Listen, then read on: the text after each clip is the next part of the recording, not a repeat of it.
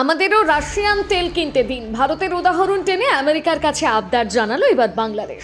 America দাবি করেছে তারা নাকি ভারতকে রাশিয়ান তেল কেনার অনুমতি দিয়েছে। এই আবহে বাংলাদেশ এবার আমেরিকার কাছে আবেদন করলো তাদেরও যেন রাশিয়ান তেল কিনতে দেওয়া হয়। এই আবহে বাংলাদেশে নিযুক্ত মার্কিন দূত ব্রেন্ট ক্রিস্টেনসেনের সঙ্গে কথা বলেন বাংলাদেশের অর্থমন্ত্রী আমির খসরু মাহমুদ চৌধুরী। এর আগে ইরান যুদ্ধের আবহে ভারতের রাশিয়ান তেল কেনার উপর থেকে নিষেধাজ্ঞা প্রত্যাহার করে আমেরিকা। প্রসঙ্গত ইরান যুদ্ধের আবহে হরমুজ প্রণালী বন্ধ করে রেখেছে IRGC, তাই হরমুজ প্রণালীতে শয়ে শয়ে ট্যাঙ্কার আটকে পড়েছে। এই পরিস্থিতিতে বিশ্ববাজারে তেলের দাম রকেট গতিতে ঊর্ধ্বমুখী হতে পারে বলে আশঙ্কা করা হচ্ছে। এহেন পরিস্থিতিতে বিশ্ববাজারে তেলের দাম স্থিতিশীল রাখতে ভারতকে রাশিয়ার থেকে তেল কেনার ছাড় দেয় আমেরিকা।